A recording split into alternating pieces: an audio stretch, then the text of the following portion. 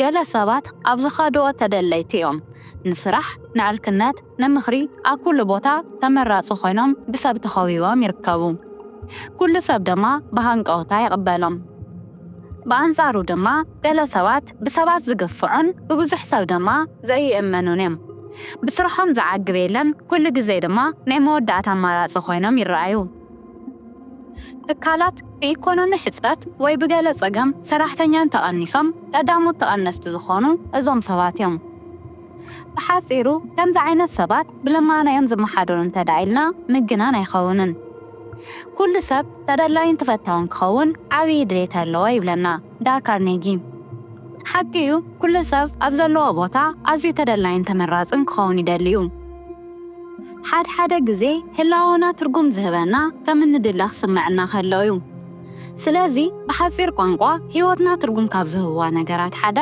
ተደላይ ምዃን እዩ ብዛዕባ ተደላይ ምዃን እዚ እንተዳኢልና ኣብ መንጎ እዞም ክልተ ሰባት ዘሎ ሓደ ፍልሊ ክነግረኩም እዞም ክልተ ሰባት ብሓደ ነገር እዮም ዝፈላለዩ ንሱ ድማ ብፀባ እዩ ኣብ ናይ ሎሚ ቪድዮ ከምቶም ቀዳሞት ዓይነት ሰባት ተደላይን ተመራፅን እትኾነሎም 10 ፀባያት ክነግረካ እየ ቁም ነገር ስለ እትረኽበሉ ነዚ ቪድዮ ላይክ ብምግባር ጀምር ነዚ ስድራ ሓድሽ እንተኾይንካ ድማ ሰብስክራይብ ብምግባር ኣባል ስድራ ቤትና ሁን ተደላይ ምዃን ኣዝዩ ኣገዳሲ ምዃኑ ኩላና ንፈልጦ ኢና ብፍላይ ኣብዚ ሕጂ ዘለናዮ ውድድር ዝበዝሐሉ ዓለም ተደላይ ምዃን ኣገዳሲ ነገር እዩ ሓደ ሰብ ተደላይ ክኸውን ዝገብሩ 10 ፀባያት ቀዳማይ ዲሲፕሊን ብዛዕባ ዝበህሪ መብዛሕቲና ንፈልጥ ኢና ይኹን እምበር ከም ህዝቢ ንሳቐየሉ ዓብዪ ጉዳይ ተሃለወ ስንፍና እዩ ዲሲፕሊን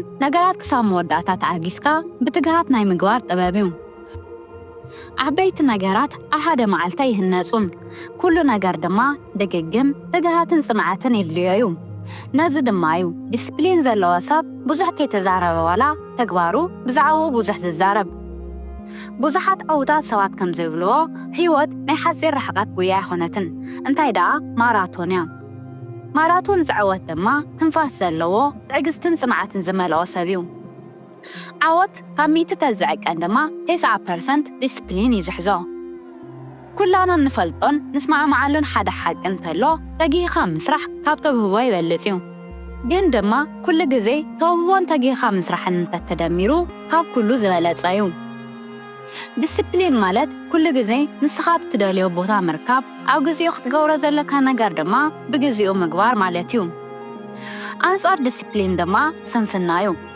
ስንፍና ቃስ እናበለ ኣብ እዝንኻ መፂኡ ናይ ሎሚ ተግባራትካ ፅባሕ ወይ እውን ፀኒሕካ ክትገብሮም ከም እትኽእል ዘእምነካ ሓደ ዓብዪ ሕማም እዩ ስንፍና ንሓደ ነገር ኣይትግበሮ ዘይኾነስ ድሓር ትገብሮ ትኽእል ኢኻ እዩ ዝብለካ ስለዚ እዚ ነገር እዚ ሎማ ወጊድካ ኣብ ዲሲፕሊንካ ክትሰርሕ እዩ ዝግባእ ምክንያቱ ነፍሲ ወከፍ ስንፍና ፅባሕ ኣብ ህይወትካ ኣዝዩ ዓብዪ ዋጋ ከኽፍለካ ይኽእል እዩ ስለዚ ዲሲፕሊን ንኽህልወካ እትደልዮ ነገር ክትፈልጥ ስለምንታይ ከም እትደልዮ ክትፈልጥን ነዚ ነገር ካብ ምግባር ድማ እንታይ ይጎተካ ከም ዘሎ ክትፈልጥ የድሊ ካልኣይ ተደላይ ክትከውን ዝገብረካ ባህሪ ኢሞሽናል ኢንተለጀንስ ኢሞሽናል ኢንተለጀንስ ወይ ድማ ናይ ስምዒት ብልሒ ሓደ ሰብ ምስ ስምዒቱን ምስ ተፈጥሮን ዘለዎ ርክብ ዘርኢ እዩ ሓደ ቢልዮነር ሓደ ግዜ ከምዚ ኢሉ ነይሩ ሰባት ብዛዕባ IQ ወይ እውን ናይ ኣእምሮ ብልሒ ብዙሕ ክዛረቡ ይስማዕ እዩ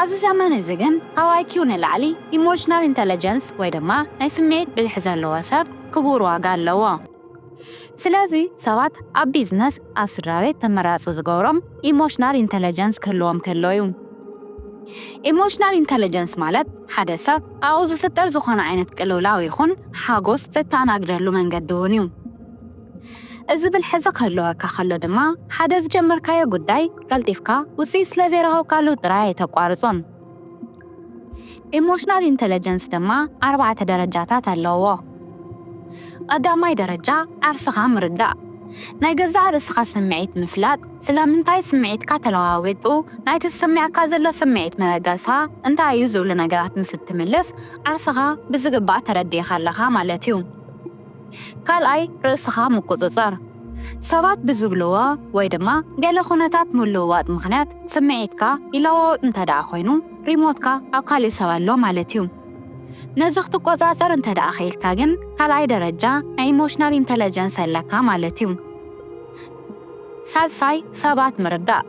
እዚ ድማ ሰባት እንታይ ክብሉ ከም ዝኽእሉ ካብ ኩነታቶም ካብ ስምዒቶምን ካብ ገጾምን ምንባብ ምኽኣል እዩ። እዞም ነገራት ቀዲምካ ክትርዳእ ኸይልካ ኣለኻ ማለት ኢሞሽናል ኢንተለጀንስ ኣለካ ማለት እዩ። ምኽንያቱ ሰባት ካብ ንግግሮም ንላዕሊ ዓሚቕ ድሌቶም ብዝርድኦም ሰብ እዮም ዝማረኹ። ራብዓይ ጽቡቕ ርክብን መፍትሕን ምፍጣር። እዚ ናይ ስምዒት ብስለትካ ከረጋግጽ ካብ ዝኽእሉ ቀንዲ ባህሪ እዩ። ስምዒትካ ትቆፃፀር እንተደኣ ኮይንካ ንሰባት እትርዳእ እንተኮይንካን ብቐሊሉ ሰባት ንሃኻ ክትስሕት ትኽእል ኢኻ። ሳልሳይ ተደላይ ክትከውን ዝገብረካ ባህሪ ትኹረትካ ክትሕሎ ምኽኣልካ እዩ። ትኹረቶም ክስብስቡ ዝኽእሉ ሰባት ዝተረጋግዑን ዝደልይዎ ዝፈልጡን ስለ ዝኾኑ ተደለይቲ እዮም። ዘድልየካ ነገር ውሑድ ኣይኾነን፣ ግን ድማ ብዙሕ ነገር የድልየካ ዋላ ይኹን ንስኻ ኣብ ዓወትካ ጥራይ ክተትህብ እዩ ዝግባእ። ምኽንያቱ ክልተ ዘባረረ ሓደ ናይ ሒዝ ከም ዝበሃል ትኹረቱ ክስብስብ ዘይኽእል ሰብ ድሌቱ ክረክብ ኣይኽእልን። ብኣርባዕተ ኣንፈት ሓደ ስጉምቲ እንተተጓዒዝካ ብዙሕ ርሕቐት ኣይትኸይድን። ኮይኑ ግና ብሓደ ኣንፈት 4 ስጉምቲ እንተተጓዒዝካ ነዊሕ ርሕቐት ትኸይድ ትኽእል ኢኻ፣ ለውጥኻ እውን ተፍልጥ ትኽእል ኢኻ። ትኹረትካ ሰብሲብካ ምጓዓዝ ትኽእል እንተደኣ ኮይንካ ካብ ተደለይቲ ሰባት ሓደ ኢኻ ማለት እዩ። ራብዓይ ተደላይ ዝገብረካ ባህሪ ኩሉ ግዜ ዓርሰኻ ምምሃር ምኽኣልካ እዩ። ኣብ ኮሌጅ ኣብ ትምህርቲ ቤት እትምሃሮ ትምህርቲ ኣእምሮኻ ነገራት ዝርእይሉ መንገዲ ንኽትቀጥሉ እዩ። ዓርስኻ ትምህር ግን ኣብ ትደልዮ ዓውዲ ብቑዕን ተደላይን ንኽትከውን እዩ። ብዙሕ ሰብ ዲግሪ ኣለዎ ስራሕ ግና የብሉን። ስራሕ ዘለዎ ድማ እኹል ደሞዝ ኣይረክብን። ቀፂሉ ኣብ ሓደ ስራሕ ብተመሳሳሊ ደሞዝ ንነዊሕ ዓመታት የገልግል። ናይ ፀገም መበገሲኡ ርእስኻ ዘይምምሕያሽ እዩ። ድሕረ ምረቓ ፍልጠት ኣኺል ንምባል ወይ እውን ሓደ ግዜ ካብ ኣካዳሚ ጥራይ ናይ ሓቂ ፍልጠት ኣሊልካ ምሕሳብ ናይቲ ፀገም ቀንዲ ምኽንያት እዩ። መብዛሕትኦም ናይ ትካላት መስረቲ ዝተምሃሩ ይኾኑን ወይ እውን ገለ ዝደለይዎ ፍልጠት ምስ ረኸቡ ዘቋረፁ እዮም። ምኽንያቱ ከምዚ ዓይነት ሰባት ንወረቐት ኣይምሃሩን። ኣብ ዝተመረቕካሉን ዝተምሃርካሉን ዓውዲ ዘይትሰርሐሉን ዘይተንብወሉን እንተደኣ ኮይንካ ፍልጠትካ ዘይተሓደሰ እንተደኣ ኮይኑ ኣብ 4 ወይ እውን 5 ዓመት ውሽጢ ዝተምሃርካዮ ትርስዖ ኢኻ። ካብቲ ተማሂሩ እዩ ዝብል ወረቐት ዝሓለፈ ድማ እኹል ፍልጠት ኣይክህልወካን። መዓልታዊ ንሕልምኻ ንሽተኻን ዝጠቅም ነገር ፍለጥ። ሓደ ነገር ዓርስኻ ዲስፕሊን ዘልመድካዮ ቁፅሪ በቲ ዝሰልጠንካዮ ነገር ተደላይነትካ ዳዓበየ እዩ ዝመጽእ። ርእስኻ ናይ ምምሃር ባህሪ እንተደኣ ሃሊካ ናይ ተደላይ ሰብ ባህሪ ኣለካ ማለት እዩ።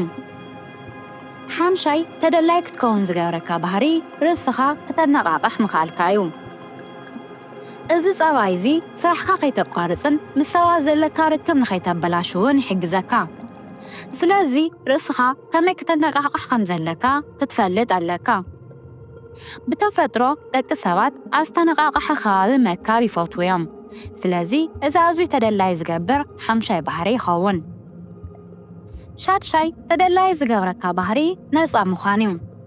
ኩሉ ግዜ ወዲ ሰብ ኣብ ሕግን ስርዓትን ተኣሲሩ ምንባር ኣይፈቱን።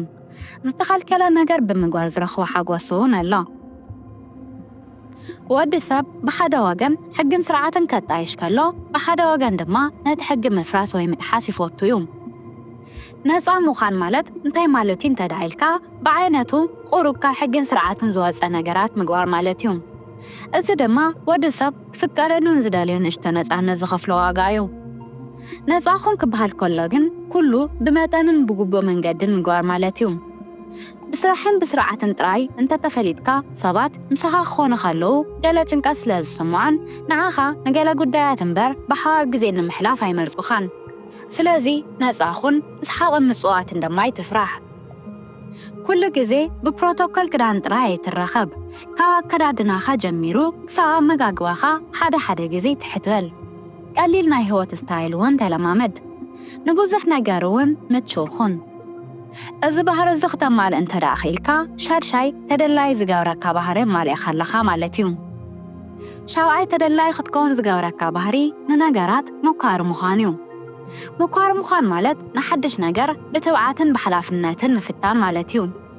ኩሉ ግዜ በቲ ልሙድ መንገዲ ምንባር ኣወግድ። ንሓድሽ ነገር ኣእምሮኻ ክፉት ግበሮ። ሓድሽ ሓሳብ ሓድሽ መንገዲ ብምፍታን ዝመጽእ ኽሳራ ይኹን ውድቀት ዓወት ይኹን ምዕዋት ንምቕባል ድማ ኣእምሮኻን ስነ ልቦናኻን ድልው ግበሮ። ሰባት ኩሉ ግዜ ሓድሽ ሓሳብ ኣለዎም። ኮይኑ ግን ኣብ መንጎ ተግባርን ሓሳብን ዘሎ ፍልሊ ዝሰብር ድልድል ዝሰግርዎ ውሑዳት ሰባት እዮም። ስለዚ ንስኻ እዚ ባህሪ እንተደኣ ሃሊካ ሰባት ናባኻ ይእከቡ። ተቖፂርካ ትሰርሕ እንተደኣ ኮይንካ ድማ ናይ ሓለቓኻ ህልውና ኣብ ኢድካ ይወድቕ። እዚ ባህሪ እንተደኣ ሃሊካ ካብ ባህሪ ተደለይቲ ሰባት ነቲ ሸብዓ የማሊእኻ ኣለኻ ማለት እዩ። ሻምናይ ተደላይ ዝገብረካ ባህሪ ሓላዊ ወይ ድማ ፕሮቴክተር ምዃን እዩ። ሰብ ኩሉ ናይ ድሕንነት ፀገም ኣለዎ። መጽናዕትታት ከም ዘርእይዎ ድማ ወዲ ሰብ መሰረታዊ ድሌት ምስ ተማልአሉ ብቐጥታ ዘተሓሳስቦ ጉዳይ ድሕንነቱ እዩ።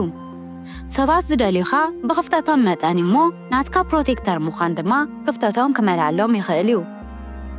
ኣብዚ ክተስተውዕሎ ዝደልዩ ነገር ግን ፕሮቴክተር ክንብል ከለና ብሓይሊ ወይ እውን ብኣካላዊ ጥንካረ ንሰባት ብዛዕባ ምክልኻል ኣይኮነን።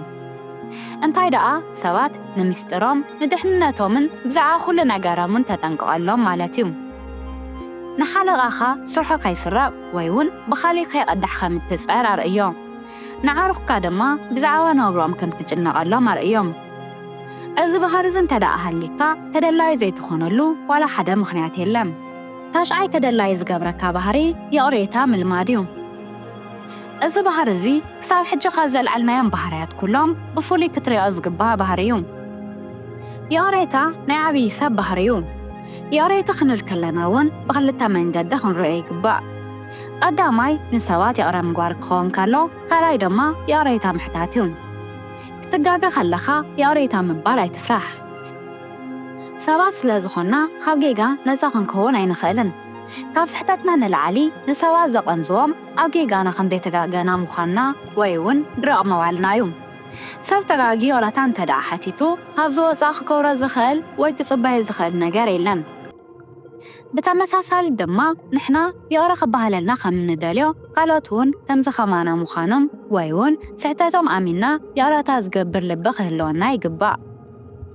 እዚ ባህሪ እንተደኣ ሃሊካ ኮይኑ ካብ ባህርያት ተደለይቲ ሰብ ነቲ ታሽዓ የማሊእኻ ኣለኻ ማለት እዩ።